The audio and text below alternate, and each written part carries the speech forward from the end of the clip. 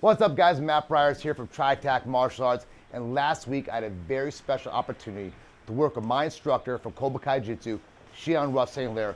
We were at Chris Richards, one of our instructors of Kobukai, at his dojo that he built in his backyard. It's a traditional Japanese Jiu-Jitsu dojo. We had a lot of people come down, and I'm sharing with you the class footage of Shion teaching, going through a lot of different things from takedowns, from defense to ground fighting, all in the Japanese Jiu-Jitsu mindset of break, not submit. So take care, enjoy this video, let's have some fun. So you have to have a body position that is solid when you throw them, okay?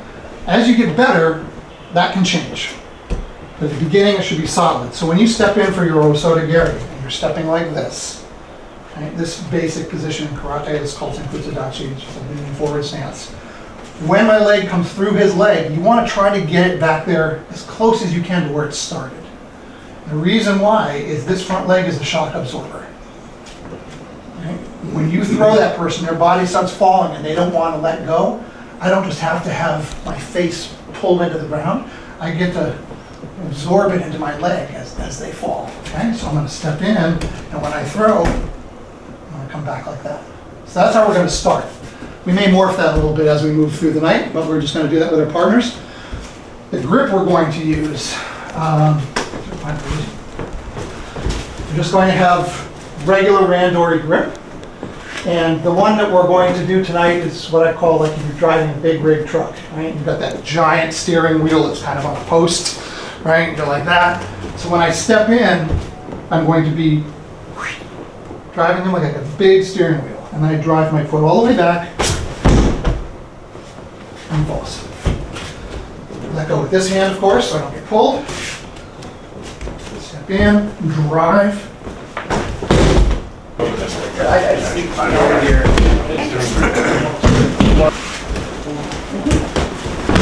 So it's great that you mentioned the word kazushi. What does kazushi mean? Breaking the balance. So we were just doing one version of breaking balance on this one, right? We were doing the push and pull version. There's the overhook version. There's the pulling on the elbow. You know, there's all kinds of ways to break the balance. If you're doing jiu-jitsu the way it's supposed to be done, they're the ones that break the balance. The person attacking you is the one that is moving in a certain way. Then you make him just move in that way more than he or she was planning, and now you have real kazushi. Okay, so as an example, when we do, which we'll do later, so the lapel pull, right, when you're going to do osotogari, when he pulls, I don't resist. When he pulls, I step in. So he's essentially expecting resistance, and he got none. So all of a sudden, the toes will raise, right? As soon as somebody's toes raise, going backwards, or somebody's heel raised going forward, they've already broken their own balance, and you just take advantage of it. It's called koko. It's where your hand is like that. Okay, it's a strike, and its shape tells you pretty much where you want to hit people, right in the throat. It's a really good throat strike. And for me, it's my go-to self-defense strike. Koko here, open hand here. Those two strikes, as unfancy as they are, will get everybody every single time. Right? So we're going to start out with lapel pull osotogari, which is on one of your charts, but even if you're white belt, you can do this. He grabs your lapel and he's giving you the tough guy. He's pulling you in, and I'm just naturally going to step. Right? Which lets you know we're going to do osotogari. As soon as he puts his hands on me and starts to pull, okay, I'm going to do a koko. Well, that probably really shook you for a second there. I'm really good at this. I know how to get right at the upper chest, and it makes a great sound, but I don't actually catch his throat. But if it did, that would have hurt. Shocked me. It would have shocked you. So, we're going to start out with kokos, and you guys don't have to do it that fast, unless you want to, but please be careful, because if that actually happens there, you're going to crush the trachea. You don't want to do that. Okay? So he goes to pull, boom, I hit him, and then I'm just going to kind of, after I hit him, just put my hand there, do the osotogari, and immediately hit him with a downward ski. Reason why is he may hit the ground and want to get up immediately, and I'm just going to meet him halfway with my fist. So as soon as he hits it, just bam, I nail it. Okay? We're going to add an armbar at the end, but we're going to get those first three right. Let's do it slow so you can see. He grabs, I grab. He pulls, I strike. Throw a Sotogari, immediately come in and strike him in the face with a One of the dicks. Too active. So it's not. There you go. Very nice. Okay. That foot's moving along with the hand. Okay, it's together, right? Okay. That video you sent me looks exactly like Here, see my shoulders are over my hips? You need this to happen. That's what your strike is for. Come this way. I'm going to pull and you hit. Good. This here. Okay, hit me. Cool. Go nuts, man. Punch. Yep. Where the line is, where someone has gone past the point where they deserve to be treated nice. Right? If you go back to the old Western days when they used the term outlaw for somebody, it meant because of your crimes, you are now outside the protection of the law. So now we can do whatever we want to. We can shoot you, we can do whatever, because you're no longer under the protection of the law. People do that too, right? Somebody getting up in your face isn't quite there. Somebody squaring off with you still isn't quite there. Somebody puts their hands on you, takes a swing at you, takes a weapon out on you. They've crossed that line, and you cannot be nice. Can't be, or you'll be dead or seriously injured. So in class, you want to get as close to that with your buddies, who you know we're not going to really try to hurt, as possible, right? When we're doing tetsuis to the groin, or we're choking, or whatever, it's not about being nice. It's about making this stuff work. And right, and they're not tapping out because they're like, okay, it's the end of the technique. Right? They're tapping out because they think they're going to die or something's going to break. You got to get that close, or when you try to do it in real life, it will never work. You got to be a little nasty. It's just how it is. You got to be a little nasty. You didn't join a Pilates class, right? You didn't join a yoga studio because they're seeking peace. You joined a martial art studio, right? And you too are seeking peace, right? You want them to be peaceful. They're just deciding not to, so you're taking care of it. Okay, and you got to take care of it. So on these things, whack that person, throw them down. You know, a little bit of safety, but make them feel like it's really being done to them. When you're the uke, pull that person, right? Pull them out of their gi. If you're throwing a punch, throw a haymaker. Like if they miss it, oops, sorry, knock you out, right? That's the way you got to train. And every single one of the black belts in this room will attest they have gone through that kind of training, and it made all the difference. It wasn't even about the techniques. Techniques were awesome, but it was about training your brain to the point where you realize the difference between it's not on and it's on. Could you do it to me? I would love to. Just like that? Absolutely. Does this really work? Comes around here, pivots in, sits here. We're going to move on to the next technique. It has the same ending, so you get some more practice on the ending. Oh, lovely. It has an Osotogari, so you get some more Osotogari practice, but it has a little bit of a different entrance to it. Okay? So this time it's a punch that he's doing. And I'm going to be doing two things simultaneously. He punches. Exactly. And that was a tap, but you can feel it. So I'm doing something called an ura-ski. So when you punch like this in karate, that's called seiken ski, or just like a basic ski, which means thrust. And you turn it upside down, it's ura-ski, right? Just backward ski. And it's a nice one to get in close with. Okay, so when he was punching, I'm going to do it really slow. I stepped in, met the punch so that it never really got to me. So I was aggressive with it. And I just smack him in the solar plexus or top of the stomach. You'll get the diaphragm contracting. And they'll bend over just a little bit. And then I'm coming straight up with my koko. There. And that's going to make your teeth chatter. So everybody, clench your teeth when you're doing this. Because you're bent over, or you're bending over, just as something is coming up underneath your chin. Okay, so it comes in, boom, there, here, straight. Back into that arm again. Right?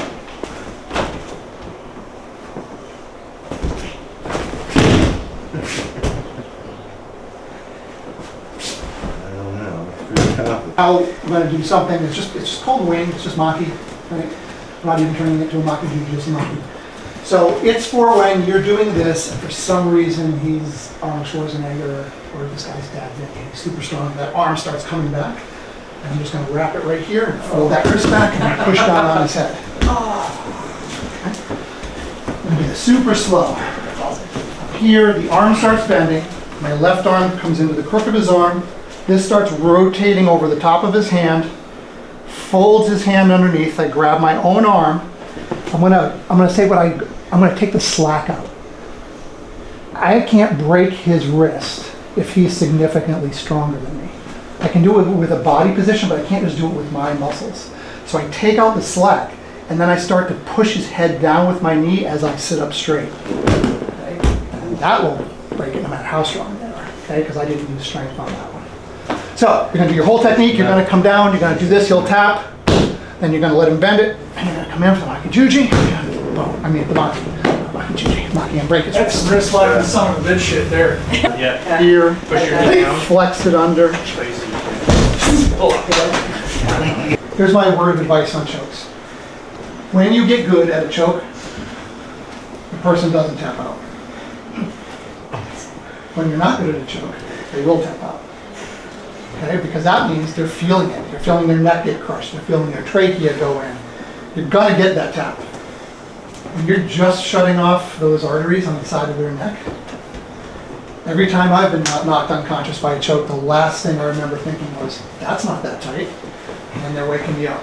That's how a good choke is. So as you're working on these two beginner white belt chokes, and let me just tell you, beginner white belt chokes, probably the most used chokes by the advanced people too. Dr. Jimmy for sure. Think about squeezing, not trying to like use any muscle, right?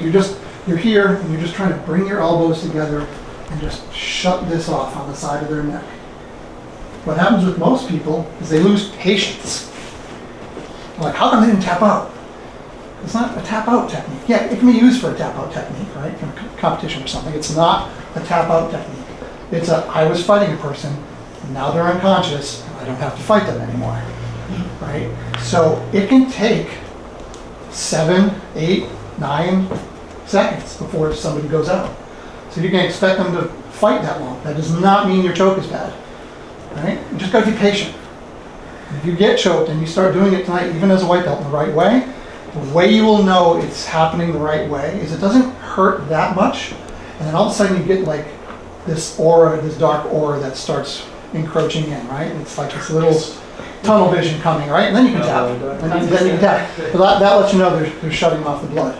Okay? If you want to get really advanced about it for like the more senior people, just because you shut off the blood in the neck, that's not what really shuts the brain off. Okay? The brain isn't like 2 seconds without oxygen, forget it, I'm out. It's a protection mechanism, right? It chooses to go out long before it has to go out. So that's about as long as you need to choke them, right? Till they're out, you can get up and run away. Right? So that's what you guys are gonna do when you're thinking about working on your chokes. We're gonna do a lapel grab and punch. So somebody grabs with your left hand, and they punch you with their right hand. Position is this. Probably the most typical way I want to be up over here. that you get punched when you're face to face with somebody. Or try to. I mean, it's not good for me. This So punch, you're here low and control. very typical because they can't get away. They're trying to pull away, but they just This can't. opens me equally Okay. to getting smacked in the face. The other punch that happens all the time is when there's no contact, but you're still within arm's range, and then the person blades. Heel heavy too.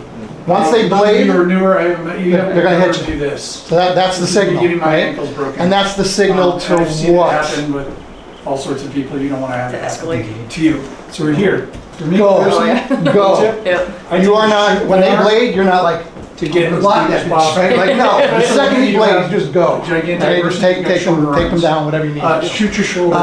So on this one, I'm he's here. gonna I'm grab, coming across here. and he's gonna punch.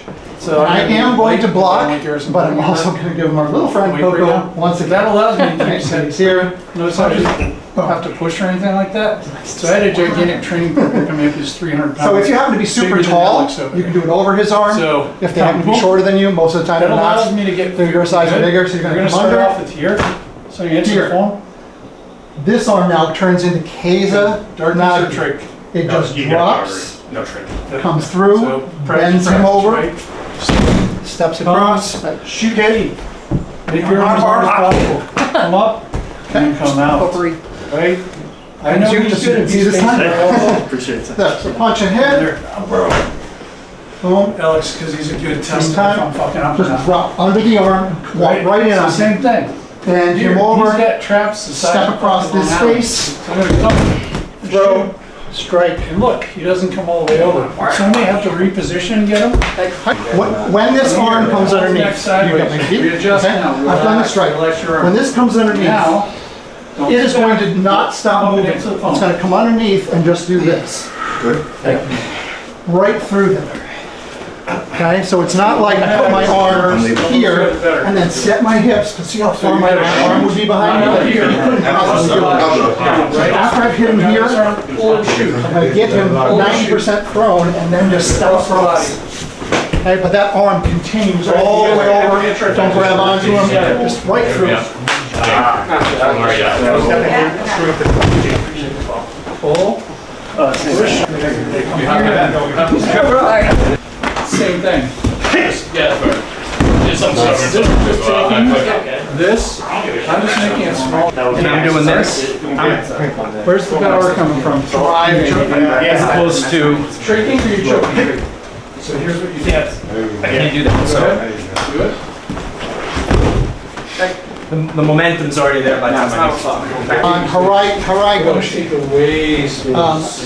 it's not like some of the other hip throws where his body is here, and I turn around like this to throw him. Like Ippon or Ogosh or whatever where I'm on this angle. This time, instead of being on this angle, I'm on this angle, right? I'm facing, if this was 12 o'clock, I'm not quite 3, I'm like 2 o'clock, right, is where I'm throwing him. So that when he gets bent over, his weight goes out on this foot, comes off the back foot, and he just becomes weightless. It's super easy. But if you're not on that angle, you'll find this point where you try to throw him, and then all of a sudden, I've got to use strength.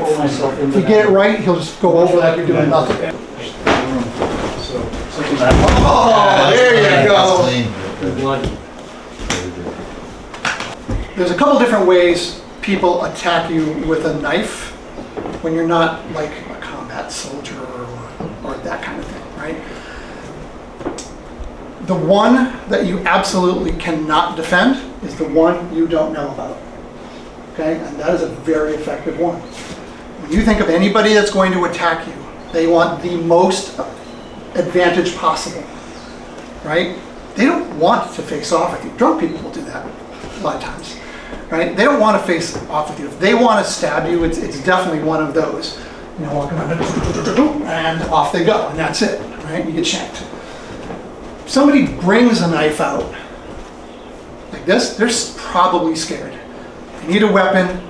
They think, number one, this is going to threaten you to do something, right? And they're probably going to do this if they're not trained, or this if they're not trained, right? Slash. That's pretty much the two things that they're going to do, okay? If they're feeling dominant and not afraid, very just walking right up to you, right? Hanging on to you so you can't get away and stabbing you. Multiple videos on there on the internet of people doing that exact technique where they just grab onto the clothes. A couple of videos of women, they grab onto hair more than clothes. And stab, okay? We're gonna work on that last one, okay? We're just gonna do Ude Tori, right? Ude Tori that everybody knows. We're gonna end it with a throw for the people up here. We're not gonna end it with a throw down there. This is just words of advice. Someone takes out a knife, and you don't have to defend your family, or whatever, just run. Just take off. You don't need to prove that you know how to do anything. If you're stuck in a room, right, put stuff in between you, right? Just a chair, hold up a chair, get behind something. You don't want to engage. You can only defend yourself when you don't have a choice, and you have to engage, okay? The two times you run the most, especially if you know anything, is when somebody stands in front of you like this, or somebody backhands the knife and has it like this, right? You kind of have this front hand defensive and they're this way. Those two people know what they're doing with a knife, okay? This is kind of weak, right? This is weak. If you had a glove on, you could literally grab the end of somebody's knife and tear it out of their hand because this is extremely weak. But it's the one everybody uses. ice pick sometimes, but this a lot. So on this one, he's gonna just grab my lapel, and he's gonna stab me. The first thing you have to do is control the weapon when somebody has a weapon. You definitely do not want to be like, I'm going to strike them or whatever, because it doesn't stop the weapon. He can start that thing and I hit him in the throat and he's still gonna stab me in the gut, right? So it's gotta be the weapon. So as soon as he does that, he goes to move, I'm just grabbing it. And he's not gonna want me to grab it. So he's gonna push it in, he's gonna pull it back, he's gonna try to hit me with his other hand. Yeah, it's gonna be a fight. So you got like 1 second. Right here. Bring it through. So it's out of your circle of death. Let go with this hand and just pile drive him in the face with your elbow. Okay? And then you can do your ude tori and make him let go with the knife. Okay. So you can see from a different angle. It's here, through, bam, ude tori, let go. Nice. And that's what you guys are going to be doing down here. So can I have a black belt or two down supervising down at this end? Okay, up at this end, we're just going to end it with something. And now I also want to make a point on a couple things on the ude tori. All right, so here, bam. When you do your ude tori, it's not just straight down. That's actually his strongest response. He can just pull back with his bicep. I want to twist it backwards and then put pressure against it. His elbow will break this way. And he has a really hard time resisting that. Okay, so once he drops the knife, I'm going to let go with the underhand. And I'm just going to bring this back, step behind him, and knock him down. Step. Come back so you can watch that end part. I like always drop them. And do you want to Always make them drop them. Do not get used to training. Okay. Just for your knowledge, we're not practicing. After I've done this part, After they scream, you'll let go and they'll still have the knife. And if he doesn't let go of the knife, make them drop that's the knife. fine. I still body Keep slam him, hurting them if they obviously but I keep his knife here. Hold on to it. So it's here, and his body weight falls and just breaks his own arm right across your chest. This will happen. You're going to grab onto my wrist, 2 hands. Yep. All I'm going to do is try to get in to stab her, and she's just going to try to not let me stab her. And that's pretty much it. We're not doing any throwing or anything else. It's really just all control. Lost control. You better get control of that lift. Oh, sorry, I was There you going go. your bicep. There you go. Good. Now what you'll notice in here, watch her now. As she resists, watch what happens with my arm. Oh shit. Sorry. Big ass. So you notice, I'm creating motions that in a lot of jujitsu techniques, she's creating. Right? A lot of you do, right? She's trying to stab me. Next thing you know, it's like this. And it's like this. Right? Well, these things turn into things, right? They turn into all kinds of techniques. Right? All kinds of things that can happen just from that grab. But what's most important is they don't get it to you. And then what's most important is they don't grab it with their other hand. Because then you're in trouble. Right? So you've got to be aware. You've got to be totally aware of what's going on all the time. Okay? So let's just do that exercise with your partner. Let them grab onto your wrist and let them try to stab you and you try to stop them. You guys are. Start. Good? Yep. This is a boss. So as long as your goal is Switch hands! just keep him away from the center of the line. Always move him out. He moves his arm, you go this way, push it off. Keep it away from the circle. Yep.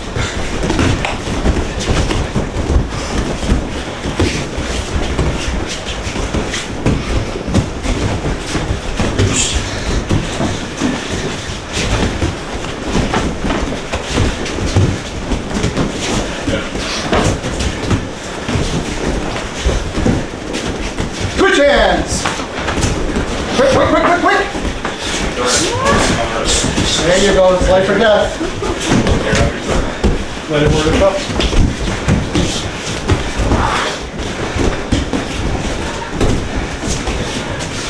See how it's straight.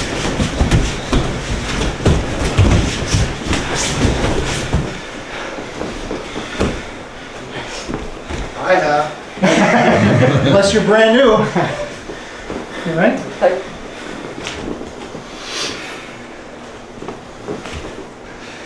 Nice. You see that knife? Sure. Takes on a whole different meaning right there. Okay? This is the battlefield techniques that they're talking about from the samurai back in the day. A lot of our aiki and weapon defense comes from that. So we don't teach this, we just teach the yukajo. But this is what it is. Now you can't hold a knife anymore. Okay, so a lot of these techniques have some depth to them that if you hang around long enough, you see that they have multiple purposes. They're not secret techniques or anything. It's about you learning those body motions over a long period of time and then showing you other applications that are available.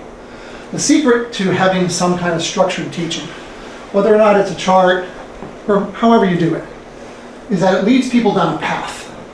It builds one thing on top of the other so that they gain understanding as they move through their jiu-jitsu journey. And that can apply for standing up, on the ground, resting techniques, whatever. It all has to start somewhere with some basic, and then you build on top of it and you build on top of it until that understanding happens. When you spend a really long time doing this, Sensei Matt, how long have you been doing this? Overall, Yeah. about 30 years now. About 30 years, right? We were just standing on the porch talking about a technique you guys were doing, and right away he was like, oh, you could end it with this, you could end it with a taitoshi, and they could put that thing in it, right? It's because your brain has spent so much time doing this. It understands all the angles, all the options, and you get to pick the right one, but it takes a journey. You got to learn your basics before you can really get good at this. There's a difference between jiu-jitsu that works and doing good jiu-jitsu. By the time somebody gets the blue belt in here and you've been through these two charts, you're getting on the road to really being able to defend yourself against like 75% of the stuff that comes along. Then you probably need some blue belt to kind of round it off a little bit, right? And then everything after that is about really becoming a much higher level martial artist and dealing with other martial artists, etc. But just because you can do them and apply them does not necessarily mean you're doing good jiu-jitsu. For a beginner, it's hard to describe. It's best to describe it to like the middle people, the brown belts. Sometimes you'll see a black belt do something and you're like, God damn, that was beautiful, right? That's good jiu-jitsu, right? That's when you see the flow, you see the lack of strength, the multiple options that that person has through years and years of training. That's doing good jiu-jitsu. And that's really what you want to strive for, I think, in your career. Everybody wants to do the self-defense, and you should. That is why we are here. Then you need to become fascinated with this amazing martial art and start to dig in and try to understand the variations and the principles behind it, how they flow from one thing into another. That is good jiu-jitsu. That's when you start really moving yourself towards mastery. You never really get to mastery. Mastery comes in moments over, I've been doing it for 45 years, right? I get some moments from time to time. I'm like, yeah, okay, that was all right. That was all right. But that's what you're constantly working for, because there are other nights where I'm sure the class is watching and I'm like, oh God, that was good. And in my head, I'm like, boy, that sucked, right? Because I felt it. I felt where the balance of my foot was, or my hip wasn't just right. I was like, I shouldn't have had strength there. Stuff you can't see on the outside, but I can feel on the inside. So now I need to go back and I need to work on that because I'm still working on whatever mastery is for me. So that's the kind of journey you want to go on, right? You want to learn how to defend yourself, then you want to do good jiu-jitsu, and then over time, work towards mastery. And that's just repetition and understanding, thinking, and that's what's going to get you there. He's giving you a threat. Okay, so he's threatening you, right? So like, oh, he's like that. Okay? Here's what you don't want to do. Really, motherfucker? Because that's how you die. Right? You don't want to challenge. You want to be the most scared person in the world. Somebody pulls out a weapon. If he's threatening you and he wants you to go to the ATM, I mean, you just need to be like, whatever you need, man. I do not care. take whatever it is, follow them doing whatever until you have their confidence, then you can do your technique, right? Because they can't react as fast as you do, because their brain has to react to something that you thought of first. So they're not going to be fast enough. They're not going to see that kind of stuff coming. Defensive technique called the spear. It basically just has your hands like this.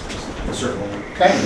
Very old way of just stopping somebody from getting to you, but so effective. There's actually somebody that's made up like an entire martial art curriculum just based off of this. Right? So when he comes in to stab, I'm going to have this part of my spear.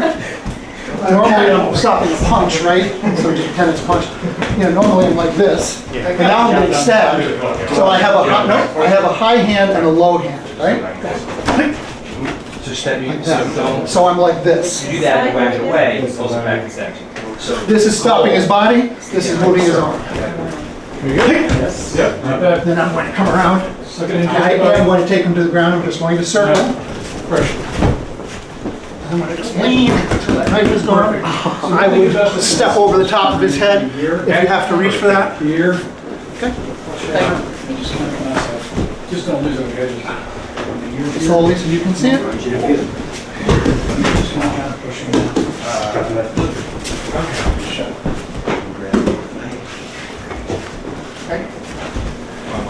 He just did a perfect UK landing, flat on his face, so we can practice that technique. The person might roll out of that. If you crank it down too hard and don't circle enough, it's more important to take his feet off the ground this way and when he goes down, because they'll roll. But if they roll, you just step right into Juji or Tatsumaki or any of the arm bar techniques.